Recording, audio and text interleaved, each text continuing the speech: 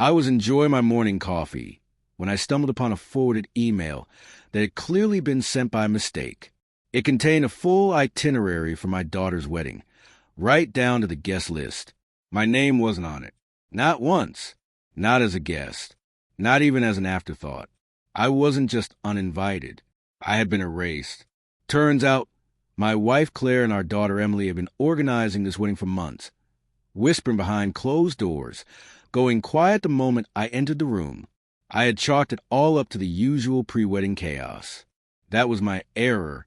I confronted them that evening. Claire just sighed and rubbed her temples, as though I were exhausting her with my presence. Emily rolled her eyes.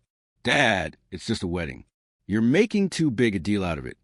Claire chimed in, "You're overreacting." Funny thing, when someone tells a man he's overreacting, it's usually just code for shut up and take it. I had spent 24 years raising Emily. I funded her education, held her close during heartbreaks.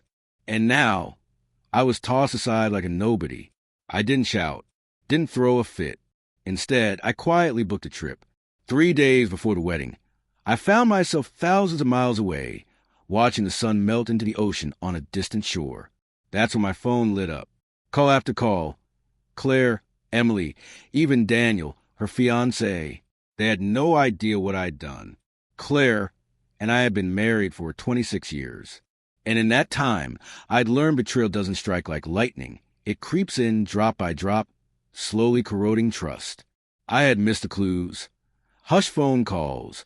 Claire locking her phone. Whispered conversations with Emily that stopped the moment I entered the room. At first, I dismissed it as wedding tension. But I saw it in their eyes, the resentment, the irritation. Like I didn't belong in my own house. The final straw? Claire's bank statement. A 6-figure withdrawal from an account in my name. Money I had set aside for Emily's future. Gone. I never asked her about it. Never confronted her. I let her believe I hadn't noticed. That was my first move. The wedding invitation never came. Not even a polite call. Just silence. Their choice. Mine was to show them what it felt like to lose everything. I sat on a hotel balcony, sipping whiskey, listening to the waves crashing beneath me. My phone buzzed on the table. Claire. I ignored it. Another call, Emily. Then Daniel. I finally picked up. "Dad, where are you?" Emily's voice trembled with panic. "On vacation," I said calmly. "You need to come home." "Why?" Silence. A sharp intake of breath. Then Claire's voice in the background, frantic, desperate, because everything's gone. I smiled. They had no clue what I'd done behind the scenes. See, revenge isn't about rage. That's sloppy.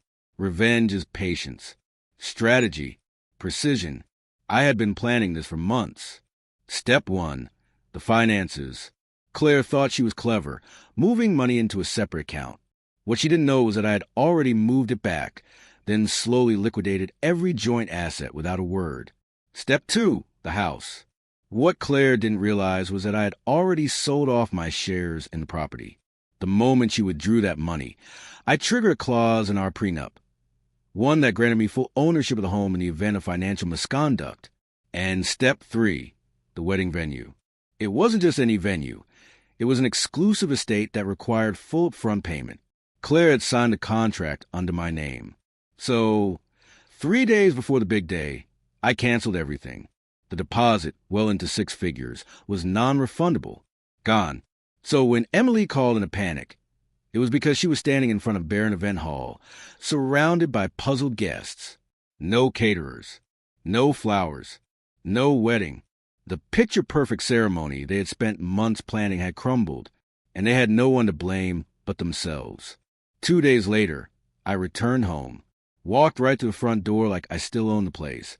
Because I did. Claire stood in the empty living room. Furniture gone.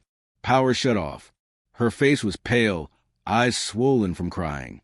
"Why?" she whispered. I stepped closer and lowered my voice. "You erased me first." She let out a choked sob. "I didn't think you'd." "What?" I asked. "Push back." I tilted my head. "That was your mistake." Then I heard footsteps rushing down the stairs. Emily appeared, wild-eyed. Dad, how could you? How could I? I let the question linger. Emily, I gave you everything. Paid for your school, your car, your life, and you didn't even have the courtesy to invite me to your wedding. Her mouth opened, but no words followed. Actions have consequences, I said. You and your mother made your decision. Now you get to live with it. Claire moved out the next day. Emily followed not long after. Last I heard, she and Daniel tied the knot in a courthouse ceremony. No gown, no flowers, no grand venue. Claire tried calling me, tried pleading. I never answered. As for me, I lived peacefully, because revenge isn't about fury. It's about restoration. And all I did was take back what was already mine.